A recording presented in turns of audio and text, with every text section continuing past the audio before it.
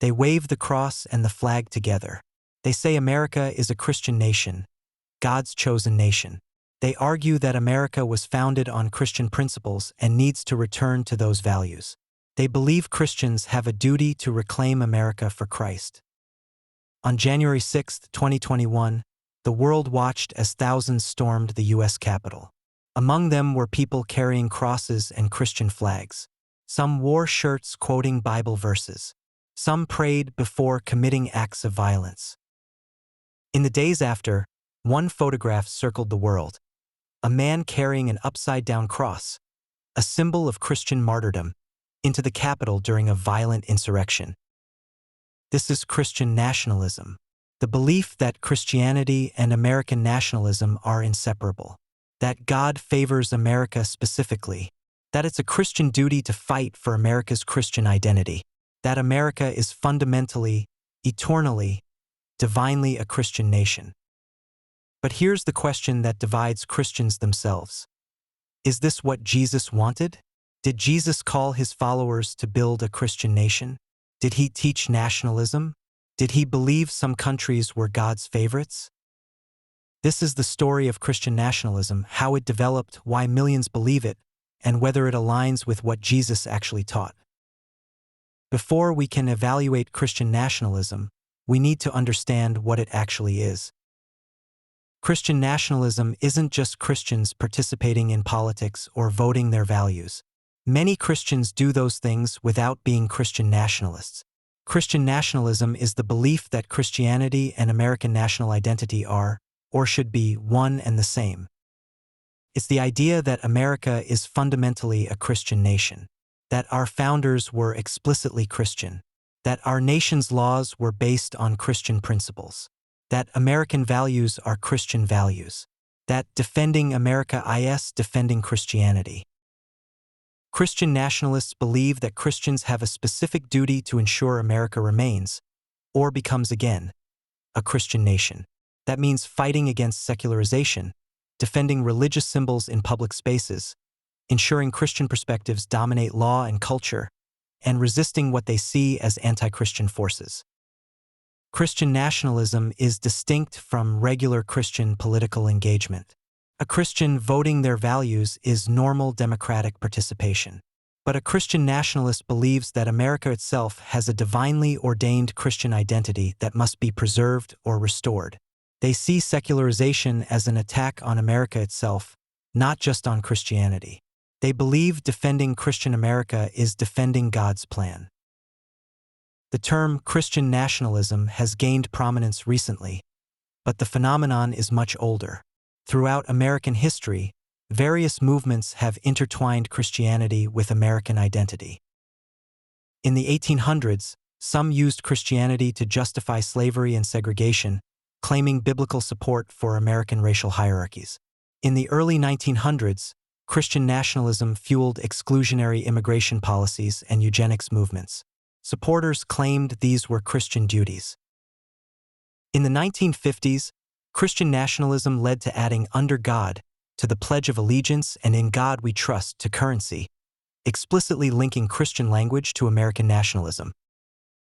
But modern Christian nationalism really crystallized in the late 1970s and 1980s when evangelical Christians mobilized politically around family values and religious freedom, often coded language for Christian privilege and dominance.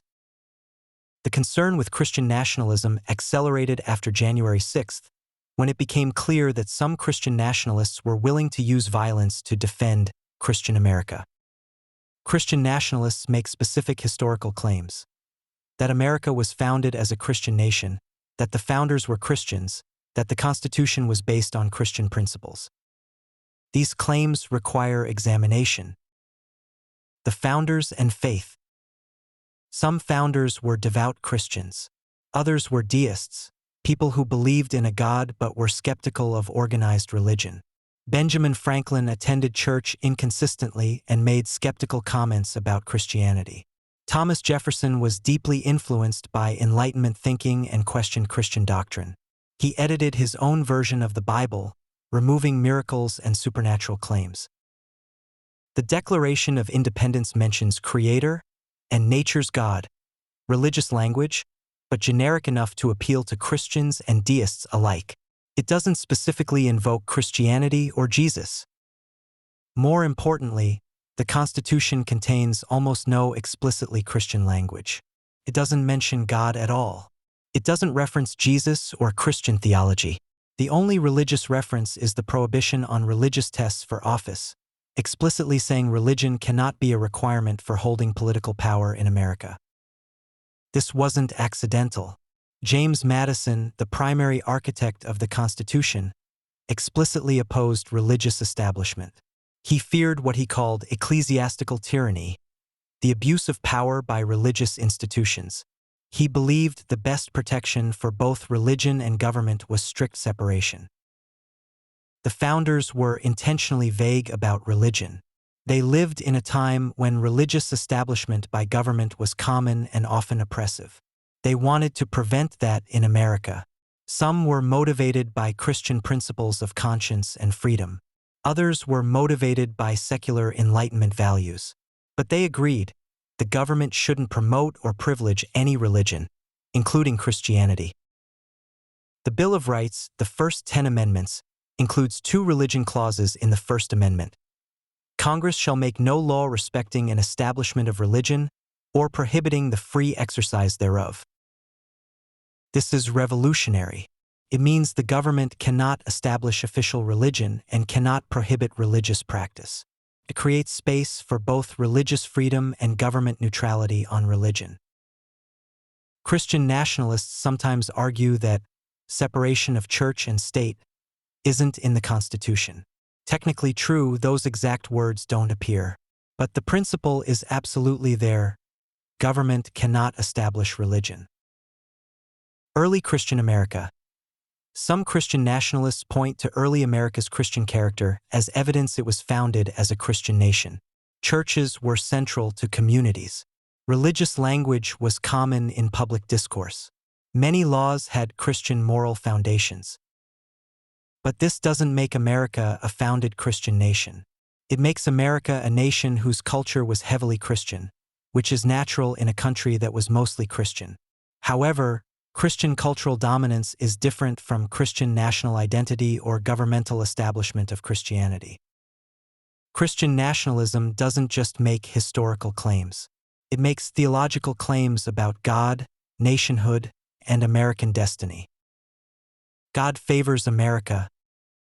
Central to Christian nationalism is the belief that God specially favors America, that America has a divine destiny, that God chose America to be a city upon a hill, a light to the nations. This theology echoes the Old Testament. Israel understood itself as God's chosen people. God made covenants with Israel. God promised to protect Israel and guide its history. Christian nationalists apply this same framework to America. They believe America is God's new chosen nation, that America has a special covenant with God, that God will protect America if it remains Christian. But here's the theological problem. The New Testament explicitly teaches that the church, not any nation, is God's chosen people. In Galatians 3 verse 28, Paul writes that in Christ, ethnic and national distinctions don't matter. There is neither Jew nor Gentile, neither slave nor free. The people of God are defined by faith in Christ, not by nationality. 1 Peter 2 verse 9 says Christians are a chosen people, a royal priesthood, a holy nation. But it's applying Old Testament language about Israel to the church, Christians of all nations united in Christ, not to America specifically or any modern nation. Christian theology distinguishes between the already and the not yet of God's kingdom. God's kingdom is already present through the church, all believers regardless of nationality. But God's kingdom isn't fully realized yet. It will be completed at the end of history. Meanwhile, earthly nations, including America, are temporary political entities, not God's chosen instruments. Christian nationalists also claim that America's laws should be based on Christian principles. That's reasonable. Christians voting their values is normal. But Christian nationalism goes further. It claims America's laws should enforce Christian morality on everyone, regardless of their faith. This raises a crucial tension. If America has no religious establishment, if government remains neutral on religion, then laws can't be explicitly Christian. They have to apply to all citizens regardless of faith. A Christian might vote against abortion because of Christian beliefs. But the law against abortion would apply to Muslims, Hindus, atheists, and everyone else based on secular reasoning about when life begins or when rights attach, not on Christian theology. Christian nationalists sometimes struggle with this distinction. They want specifically Christian law enforced on Christian grounds. But in a pluralistic democracy with no religious establishment, that's not possible. American exceptionalism. Christian nationalism also reflects a broader ideology. American exceptionalism, the belief that America is unique, specially positioned in history, superior to other nations. Some Christian nationalists believe God gave America a world leadership role, that America has a duty to spread Christianity and American values globally, that American power is God's power serving God's purposes. But this theology conflicts with Jesus' teaching. Jesus taught his followers to transcend national boundaries. He told them to go to all nations, treating all people as equally valuable. He challenged Roman nationalism by refusing to participate in it. When a follower asked if Jesus would restore Israel as a political power, Jesus redirected, "My kingdom is not of this world." He was saying that his followers' ultimate loyalty is to God's kingdom, not to earthly nations. Christian nationalism wouldn't be concerning if it were just about Americans who happen to be Christian. But Christian nationalism creates specific dangers. Religious privilege. Christian nationalism seeks to give Christianity special status in America. Prayer in public schools, but which prayer? 10 Commandments monuments in courthouses, but whose interpretation? Religious exemptions from laws, but applying only to Christian businesses. When a minority faith asks for the same accommodations, Christian nationalists often resist. They don't want true religious freedom and protection for all religions equally. They want Christian privilege, special status for Christianity above other faiths. This violates the constitutional principle of government neutrality. It also violates Christian theology. Jesus didn't teach his followers to seek political power or legal privilege. He said, "My kingdom is not of this world," and taught his followers to accept persecution rather than fight for power. Exclusion and othering. Christian nationalism often defines real Americans as Christian Americans. This implicitly excludes Muslim Americans, Jewish Americans, Hindu Americans, atheist Americans, and others as somehow less authentically American. After January 6th, we saw this clearly. Some Christian nationalists spoke of taking America back, implying non-Christians had stolen it or don't belong in it. This creates a dangerous dynamic where minority religions and non-religious people are seen as threats to America's Christian identity, not as fellow citizens with equal rights. Violence and insurrection. The most disturbing aspect of Christian nationalism is its willingness to use violence in defense of Christian America. January 6th showed that some Christian nationalists view political violence as justified. If you believe God has chosen America to be Christian, and you believe secularization is destroying God's plan, then fighting to prevent secularization might feel morally justified. You might see yourself as defending God's work, not attacking democracy. This is dangerous theology. It justifies violence in the name of God. It places loyalty to Christian nationalism above loyalty to democratic principles and the rule of law. Historical parallels. Christian nationalism has terrifying historical parallels. Nazi Germany used Christian theology to support nationalism. They argued that Germans were a chosen people with a divine destiny. Some German Christians supported Nazi ideology as fulfilling God's will. This isn't an exact parallel to American Christian nationalism. American Christian nationalism isn't inherently violent or genocidal, but it shows how dangerous it is when nationalism and religion become fused. When people believe God has ordained their nation's dominance, they become capable of terrible things. So what did Jesus actually teach about nationalism, political power, and kingdom loyalty? Transcending boundaries. Jesus consistently transcended national, ethnic, and social boundaries. He healed a Roman centurion's servant, healing a member of the occupying military force. He spoke with a Samaritan woman at a well, breaking multiple social taboos. He told a parable where a Samaritan, Israel's enemy, was the hero who showed love to a stranger. He commanded his followers, "Go and make disciples of all nations," not "Go and make America Christian." All nations, every people. When he sent out his disciples, he told them, "You will be my witnesses in Jerusalem, and in all Judea and Samaria, and to the ends of the earth." Not "Reclaim Jerusalem for God." Witness to all people. His movement was explicitly international and transcended national loyalty. Resisting political power. Jesus repeatedly rejected political power. When followers wanted to make him king, he withdrew. When they asked if he would restore Israel's independence from Rome, he redirected their focus. "My kingdom is not of this world." When asked about paying taxes to Rome, Jesus said, "Give to Caesar what is Caesar's and to God what is God's." He acknowledged that earthly political powers exist and have authority, but they're separate from God's kingdom. Jesus told his followers, "If anyone wants to be first, they must be the very last and the servant of all." Leadership in God's kingdom means service, not power. It means suffering, not dominance. Love, not power.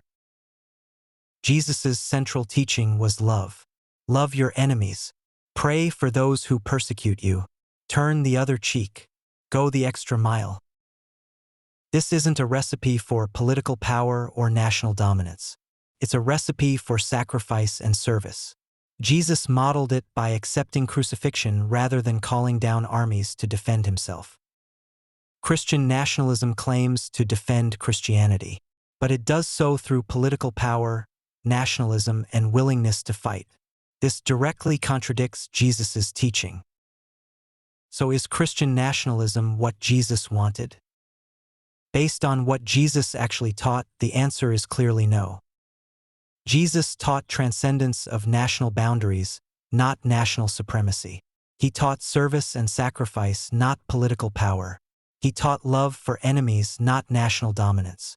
He taught that his kingdom is not of this world, not that his followers should fight to make any earthly nation Christian. But here's what's important. Not all Christian political engagement is Christian nationalism. Christians voting their values, Christians working for justice, Christians advocating for religious freedom. These are legitimate forms of democratic participation.